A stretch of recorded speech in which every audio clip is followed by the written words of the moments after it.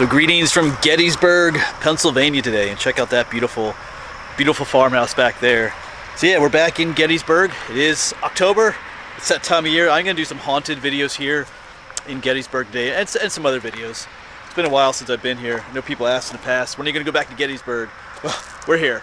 So hopefully we'll get a number of videos and just have a fun day exploring and filming here today. But yeah, to start out, we are at what's called the Daniel Lady Farm. I'll put the name right down here. It's actually not part of the Gettysburg National Park. It's actually private property, but it's part of a preservation group too.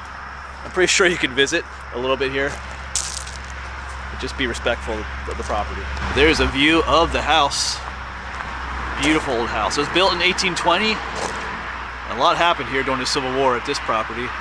That is Route 116 over there, Hanover Street. That way it takes you up into Gettysburg towards the battlefield area. And that way would take you back out to Route 15.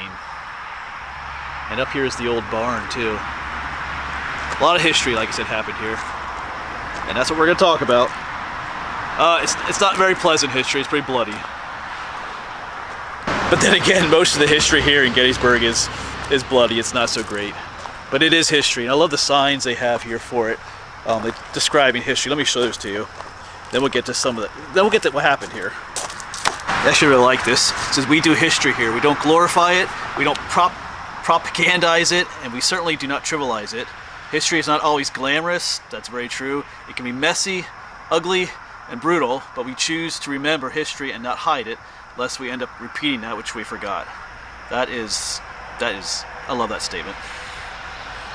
And I feel like that statement embodies the spirit of my channel quite a bit when I do the history stuff. It is what it is my saying.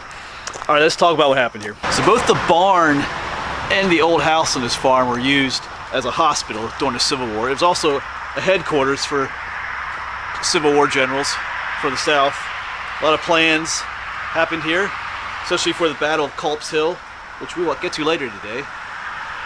Yeah, sorry about the traffic noise, but can't do much about that. Yeah, like the old balconies. Yeah, there's a beautiful sight from a little bit further down. You get the whole house in view. Yeah, and if you know anything about Civil War hospitals, this is not the place you wanted to be, either as a victim or a casualty of the war being treated here, or someone who was working here to help those people. These hospitals were awful places. You know, they didn't have, modern, ways of numbing the pain back then. They just pulled their kit out, their medical kit, which looked more like a tool kit, like we're gonna work on your car or some lumber, and then they would start working on you, sawing limbs off and stuff. It was no fun. But yeah, the officers and people higher up got treated in the house, and the more common soldiers, like the privates and stuff, got treated back in the barn back there. So there was a bit of a separation there.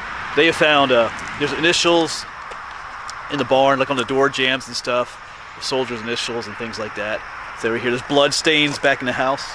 They actually did like forensics, to see if there was actually blood stains and stuff, and they are.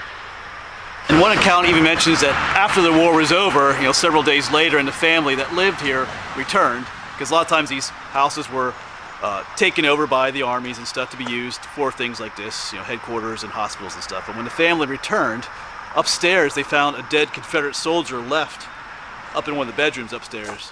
So who knows, maybe one of those bedrooms up there had he just got left behind after the war was over. I mean, when this battle was over, there were 50,000 dead, bodies on this battlefield when the war was over. Yeah, so that upstairs bedroom ended up being one of the, haunted hotspots on this farm, as far as hauntings go. And when we talk about hauntings, it's the typical hauntings, seeing apparitions or hearing noises, floorboards creaking, things like that. Or sometimes they found a number of unmarked graves scattered throughout the farm here. Obviously, it was a field hospital, so a lot of the people that came here they never left, and in reality, they were buried out in the fields here and stuff. So sometimes people come here and say they see, ghosts of a soldier just wandering around the farm, just kind of lost and wandering. But yeah, not a happy place here. A lot of, I guess in some ways, if you're talking about like haunting type stuff, it'd be like a lot of people call it maybe a lot of dark energy here, I guess. A lot of death here. Yeah, but when these places got taken over by the soldiers, you know, the furniture was used for firewood. And since this was a hospital, they would remove the doors from the hinges, and doors got used for stretchers to carry the men around, like makeshift. They didn't have like actual hospital stretchers, so they used whatever they could find. But man, it's a beautiful, beautiful place. A little close to the highway, but still a beautiful spot, man. Look at that. Like I said, it was built in 1820, and at some point in the 90s, they restored it to make it look more like the original, what it did back then in the 1860s. Yeah, I just love those old homes. We'll make our way back up towards the barn. Just remember, it is private property, so don't go wandering around in the buildings and stuff. Pretty sure you're allowed here just to stop and take a look, but you don't have to go wandering about inside the buildings. I think they have tours here sometimes, and other events that you can stop in. Yeah, here's where the you know, the common soldiers would have been kept in there and operated on and things like that.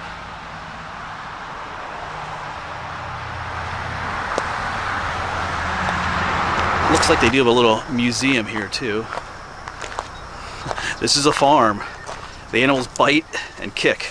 The fences splinter and trip. The ground has rocks and holes. Be careful. Here's another look at the barn from this way.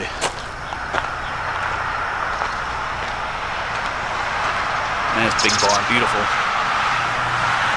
2nd Division Hospital. 2nd Corps. And here they got another sign. Dedicated to the men who gave the last full measure.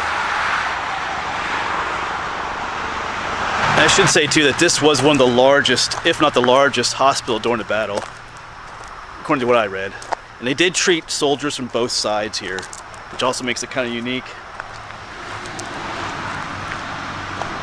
Yes, a lot of history here. Not, like I said, not the most pleasant history. Like I said, I love that sign they have there. We might just read that again because it's so accurate. It's so accurate. Sometimes we ignore history. We don't like history.